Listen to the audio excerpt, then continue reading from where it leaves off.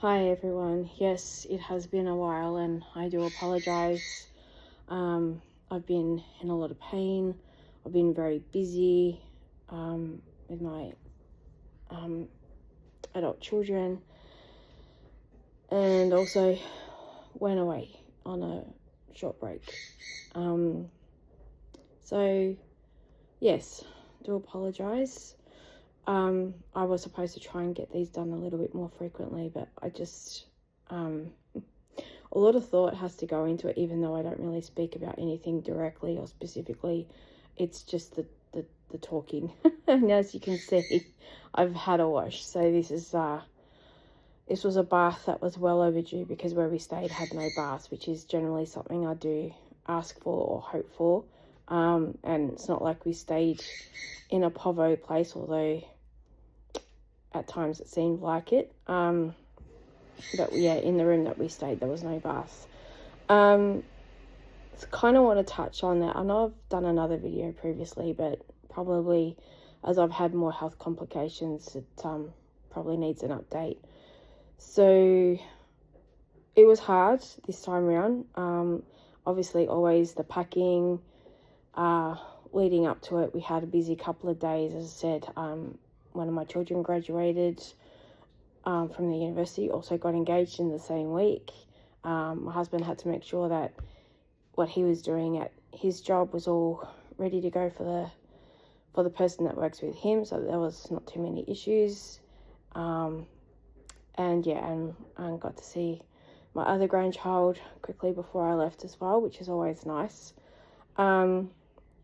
So busy couple of days, which doesn't always help, because I kind of need at least one rest day, because it makes it difficult to pack.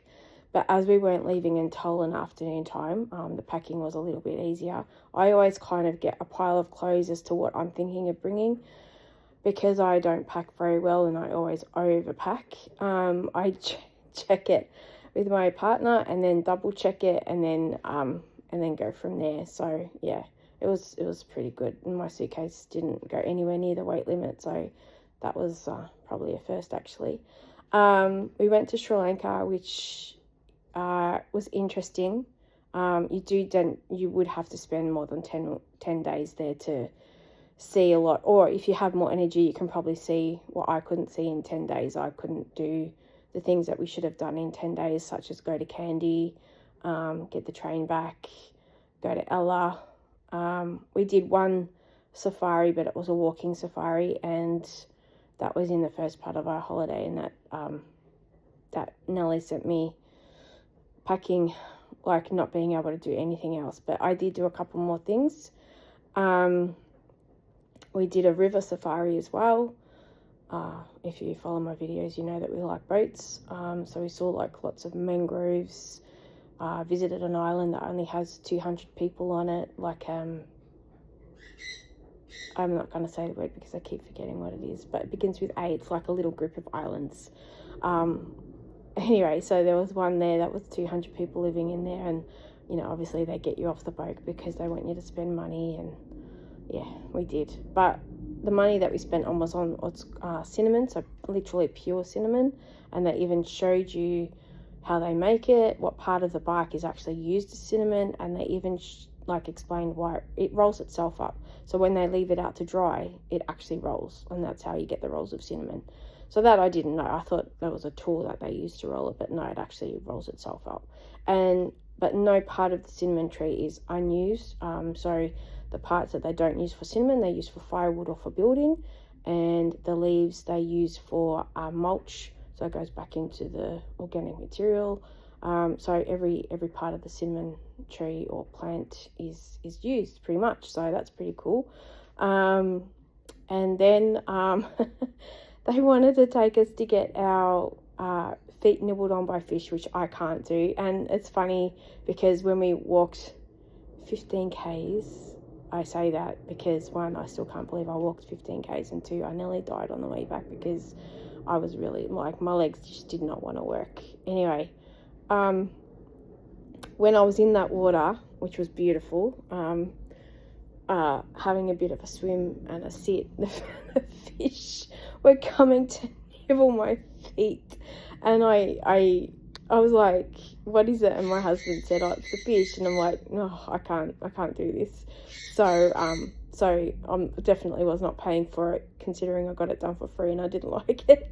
But I did end up with a severe case of, maybe I shouldn't say severe, but it was pretty bad, of edema.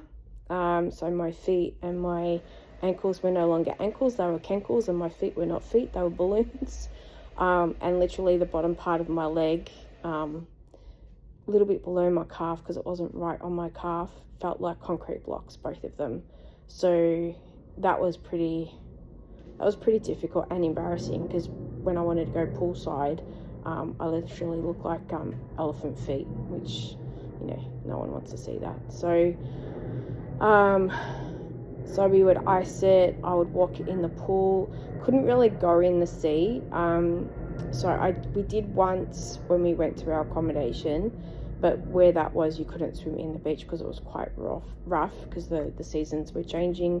It was coming into monsoon season, so we did put our feet in it, and I, just by walking in it, because I don't have great balance because of my fibro, my CFS, whatever, I fell over the first time anyway. We did find another place where we could actually get into the sea a bit more, and that was lovely, and I made the most of that. But again, couldn't get past waist height, because if I had a bodyboard, if I could have hired a bodyboard, I probably would have, but you had to walk in, and it was quite choppy, and I haven't done bodyboarding in ages, and also given my physicality these days, it's not probably something I can do. So I walked in, I still got splashed waist high, but I didn't walk in waist high. So I did that to also help. I did drink water. We even grabbed, as I said, an ice and wrapped it in towel one day just to help. I was really worried about the plane ride back. I thought it was going to make him like really, really bad. But I did put the socks on that they gave me, and that seemed to have worked. That actually, it stopped him from getting worse. I think even made him a little bit better. So obviously now they're back to normal.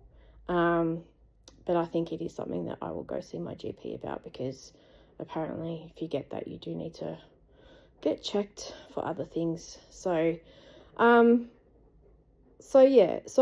it was an interesting holiday in that you can do it really cheap if you're a backpacker and you love eating the street food and you don't have a sensitive digestion system like I do. Yeah, you can do it really cheap. But if you have a sensitive digestion and you need to eat at a food place, and you need like something that's either plain or a bit more Western, you pay a bit more money. So it wasn't as cheap as Thailand or Bali. In the end of we still stuck to a fairly decent budget. We may have gone over a little bit, but not like we normally do without caring. We did actually care this time.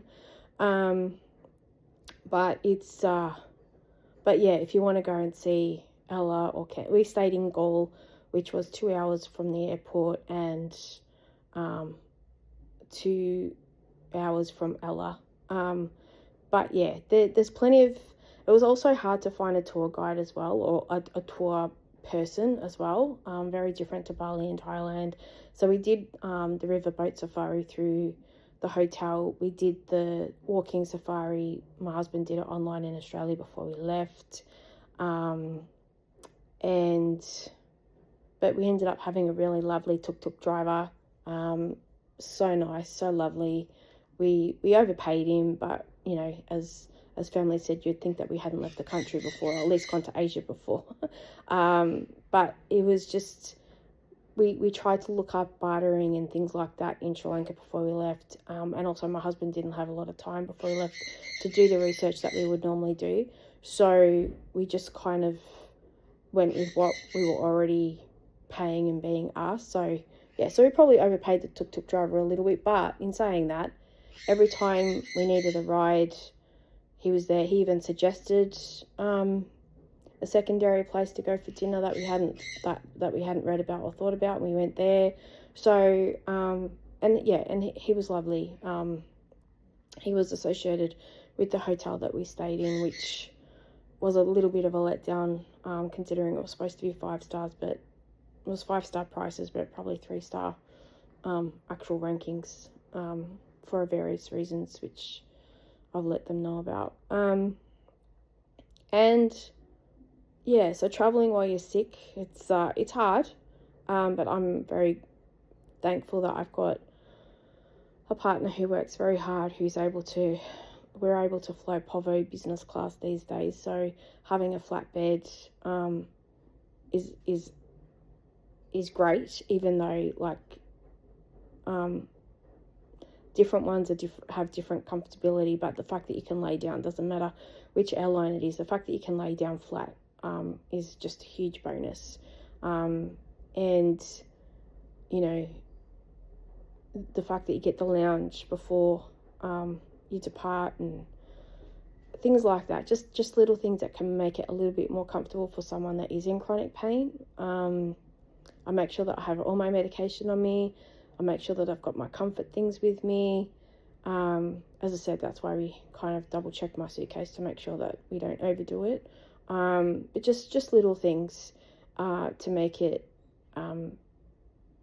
comfortable and easy. And like I said, sometimes we're happy to book a tour or more from Australia, depending where we're going, or we'll book when we're there. But because we've gone to Thailand and Bali a few times, unless there's a tour that we haven't done or hadn't heard of, we probably wouldn't need to do that again, so we'd save even more money if we went there.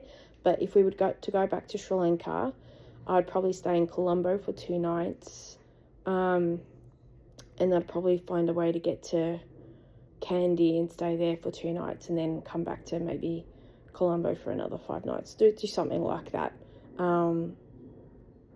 It was just to experience the different facets of Sri Lanka that we didn't get to experience. So we mainly were stuck by the sea and didn't go to the mountains.